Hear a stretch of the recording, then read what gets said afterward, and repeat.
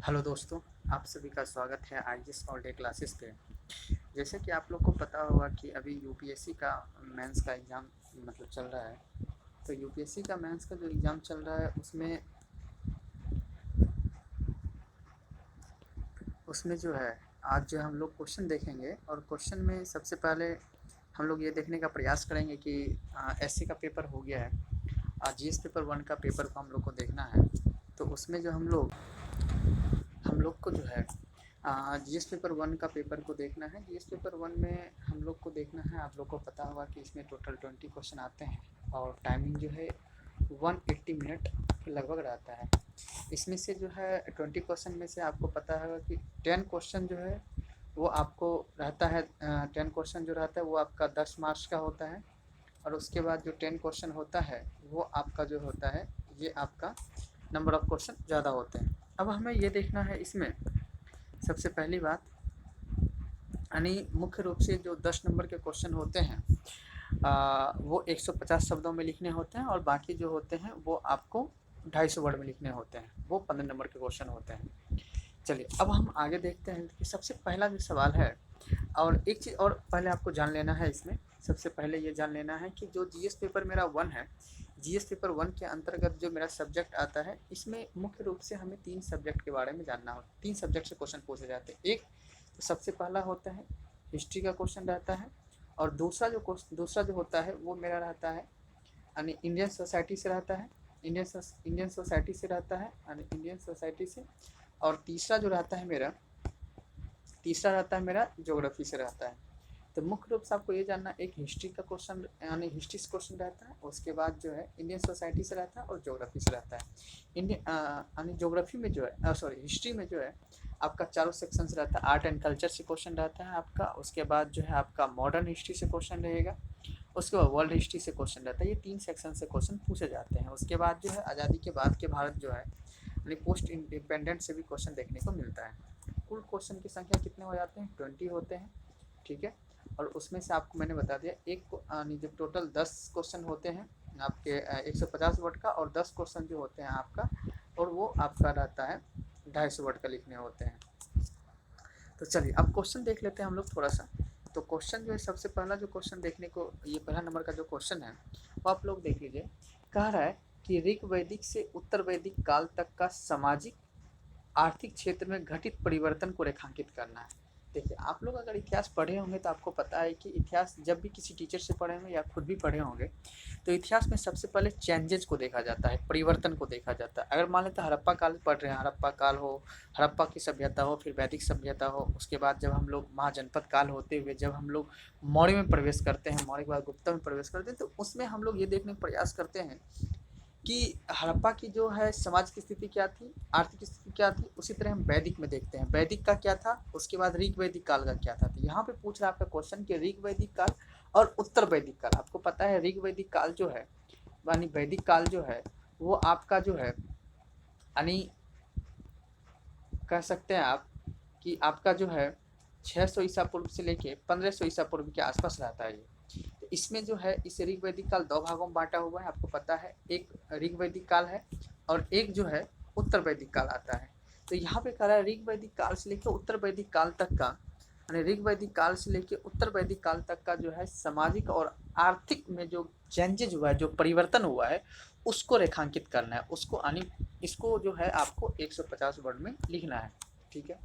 अब बात करते हैं हम लोग, ये जो है आपका एक हिस्ट्री का क्वेश्चन हो गया। दूसरा बात करते हैं, दक्षिण भारत में कला एवं साहित्य के विकास में कांची के पहलवों के योगदान की मूल्यांकन करना है। यानी जो दक्षिण भारत यानी साउथ इंडिया में जो कला एवं साहित्य का जो विकास हुआ है वो कौन सा, कांची के पहलवों में, पहलवों का क्या योगदान रहा है उसमें हमें जानना है। यानी पहलवों के काल में जो कला एवं साहित्य का क्या विकास हुआ है, उसका योगदान क्या रहा है, उसका मूल्यांकन करना है, ठीक है।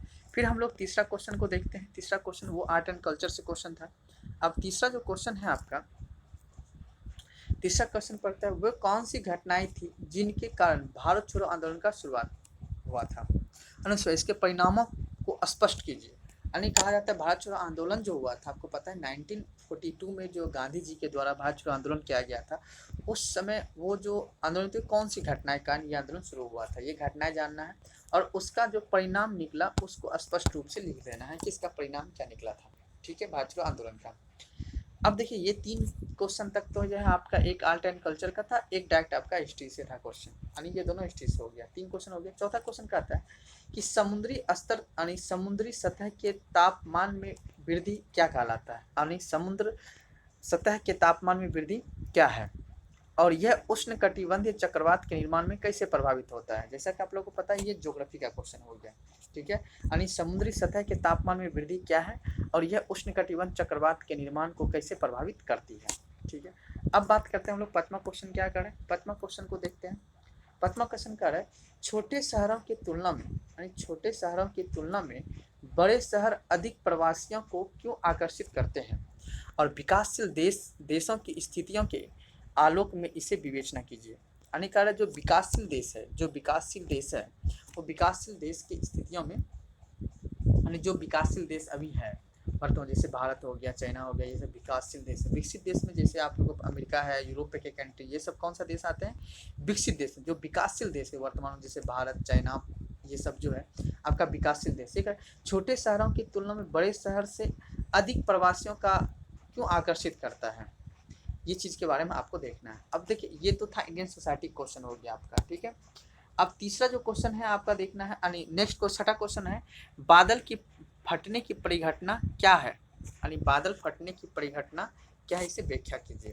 ठीक है, चलिए उसके बाद ज्योग्राफी का ये क्वेश्चन था। नेक्स्ट 7वां नंबर क्वेश्चन क्या कर रहा है, 7वां नंबर जो क्वेश्चन है आपका 7वां नंबर क्वेश्चन क्या है कि जनसांख्यिकी शीत यानी डेमोग्राफिक विडेंट की अवधारणा, डेमोग्राफी विडेंट की अवधारणा क्या है, क्या यह दुनिया को ऐसी स्थिति को और अग्रसर है, जो विस्तार से बताइए। यानी ये डेमोग्राफी डिविडेंट की अवधारणा क्या है, इसकी कॉन्सेप्ट क्या है, इसके बारे में बताना। और यह दुनिया ऐसी स्थिति की ओर अग्रसर है, विस्तार से बताइए, ये दुनिया किस तरह से अग्रसर है। ठीक है, चलिए अगला अब हम लोग 8 नंबर क्वेश्चन को देखते हैं, लैंगिक समानता और लैंगिक निष्पक्षता एवं महिला सशक्तिकरण के बीच के अंतर स्पष्ट कीजिए। यानी लैंगिक समानता और लैंगिक निष्पक्षता एवं महिला सशक्तिकरण के बीच अंतर स्पष्ट कीजिए और कार्यक्रम की परिकल्पना और क्रियान्वयन में लैंगिक सरोकारों को ध्यान में रखना क्यों महत्वपूर्ण है।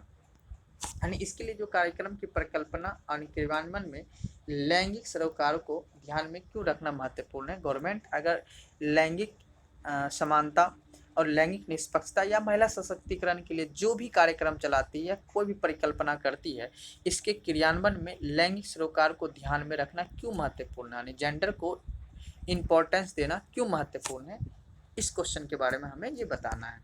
ठीक है, अब हमें बात करना है 9 नंबर का क्वेश्चन क्या कर रहा है। तो 9 नंबर का क्वेश्चन कर रहा है कि समान सामाजिक आर्थिक पक्ष वाली जातियों के बीच अंतर जातीय विवाह कुछ हद तक बढ़े हैं, किंतु अंतर धार्मिक विवाह के बारे में यह कम सच है। यानी समान स्तर, यानी कोई भी जाति है, यानी उस जाति में अगर सामाजिक और आर्थिक पक्ष दोनों का बराबर है, यानी सामाजिक पक्ष भी बराबर है और आर्थिक पक्ष भी बराबर है, तो उसके बीच जो है अंतर जातीय विवाह क्या हुआ है, बढ़ा है।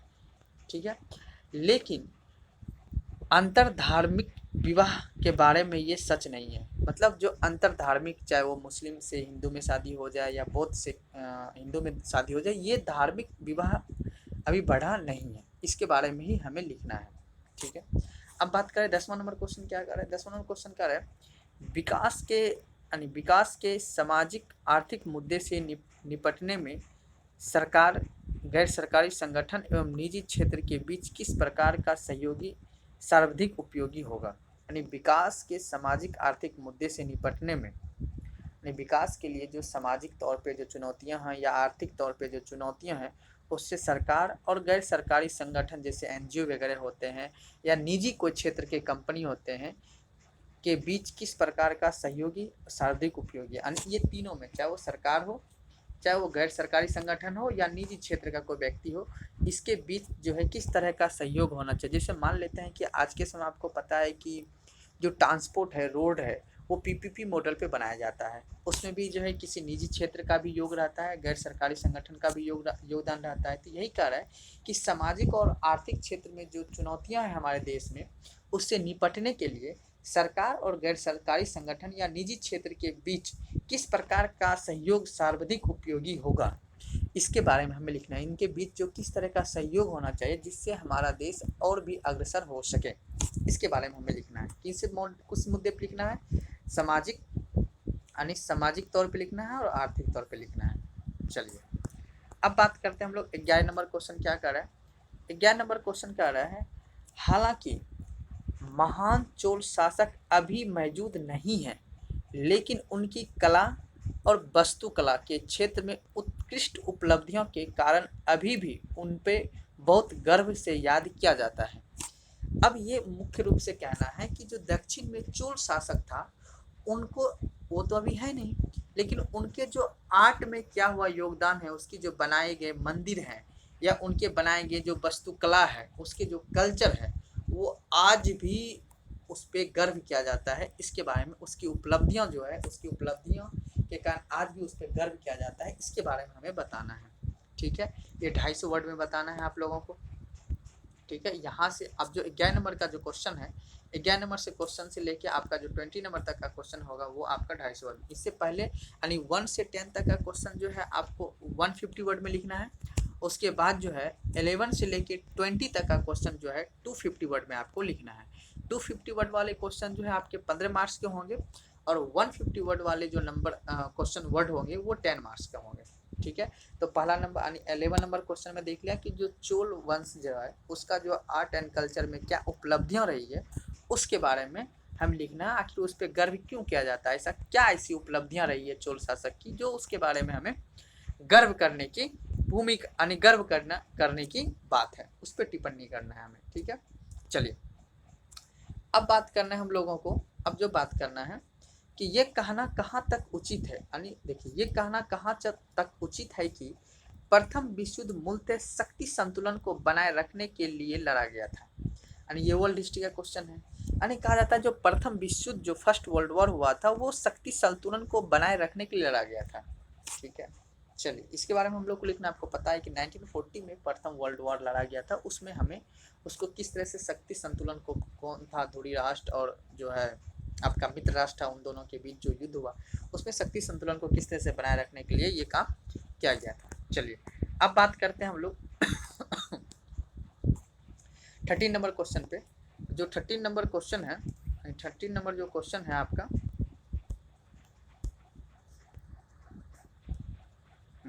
13 नंबर क्वेश्चन कह रहा है कि भारत में हस्तशिल्प कुटीर उद्योग के ह्रास के लिए इंग्लैंड की क्रांति कहाँ तक उत्तरदायी है। यानी जो इंग्लैंड की क्रांति हुई थी उसके वजह से भारत में जो हस्तशिल्प और छोटे छोटे जो उद्योग थे, आपको पता है कि जैसे इंग्लैंड की क्रांति हुई, इंग्लैंड की क्रांति होने के बाद जो भारत में जो अंग्रेज यानी ब्रिटिश था, ब्रिटिश ने किस तरह से यहाँ पे शोषण की नीति अपनाकर यहाँ के जो छोटे छोटे कुटीर उद्योग थे या हस्तशिल्प उद्योग जो थे उसका किस तरह से पतन किया, उनके वाणी वर्ल्ड हिस्ट्री और इंडिया की हिस्ट्री में किस तरह से कुटीर उद्योग और हस्तशिल्प उद्योग का पतन हुआ उसके बारे में हमें बताना है।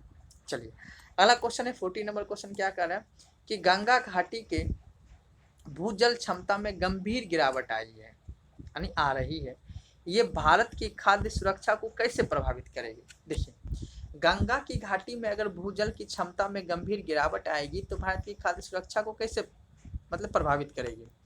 सबसे फर्स्ट ऑफ ऑल ये है कि जैसे गंगा की घाटी में जैसे मान लेते हैं कि पानी जिस जिस क्षेत्र में आती है उस क्षेत्र में क्या होती है कि जो गंगा जो पानी आती है उससे क्या होता है कि अपने साथ में कई सारे क्या लाते हैं लाभा यानी कई सारे क्षेत्र को क्या लाते हैं यानी मिट्टी को उथल पुथल कर देते हैं और जिससे क्या होता है कि मिट्टी जो है उर्वरा शक्ति को मजबूत कर लेता है, जिससे क्या होता है वहाँ पे फसल अत्यधिक मात्रा में होती है।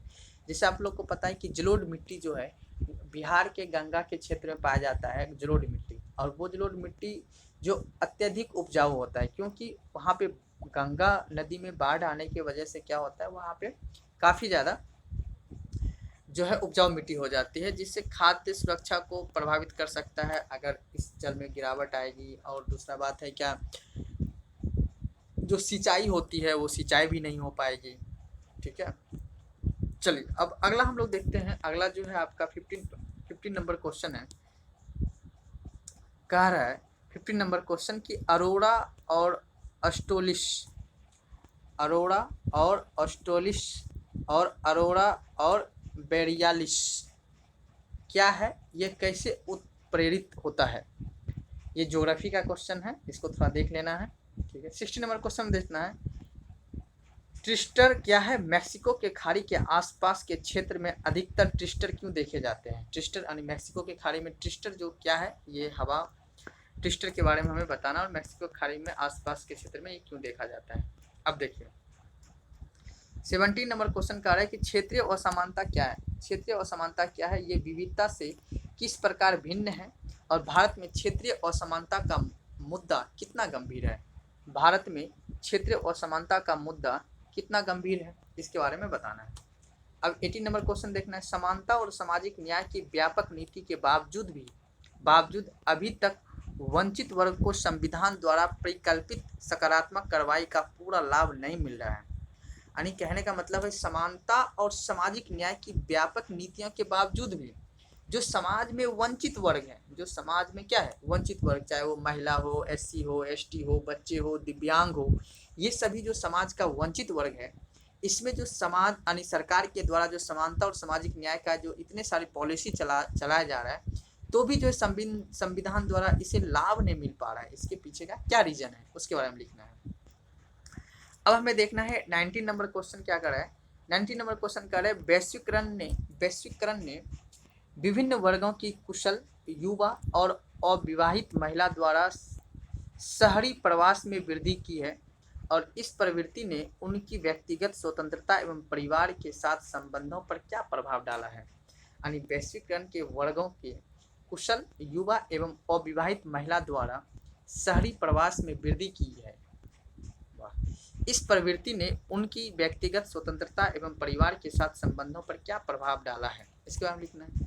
और लास्ट क्वेश्चन का रहा है 20 नंबर, इस अभिमत का आलोचनात्मक विश्लेषण कीजिए कि भारत की संस्कृति विविधता और सामाजिक आर्थिक सीमांताओं के बीच का एक गहरा सहसंबंध है। यानी इसका आलोचनात्मक विश्लेषण करना है कि भारत की जो संस्कृति है, यानी जो भारत की संस्कृति विविधता और सामाजिक आर्थिक सीमांताओं के बीच क्या गहरा संबंध है, इसके बारे में हमें जानना है।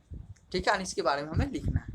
तो देखिए कुल मिला के जो क्वेश्चन है, कुछ टफ क्वेश्चन भी है मेरे दृष्टिकोण से जो है। एक तो ये क्वेश्चन भी थोड़ा सा हम टफ में रख सकते हैं, बाकी ये क्वेश्चन आपका 19 नंबर ईजी है। बाकी मेरे दृष्टि से एक ज्योग्राफी का क्वेश्चन, ये जो है इसको न्यूज़ में अभी करंट का क्वेश्चन है, ये 15 नंबर क्वेश्चन, इसको देख लेना। देखिए कुल मिला के जो जीएस पेपर 1 का क्वेश्चन एवरेज है, तो आपको मैंने आज जीएस पेपर 1 का क्वेश्चन के बारे में मैंने दिखाया कि 20 क्वेश्चन है।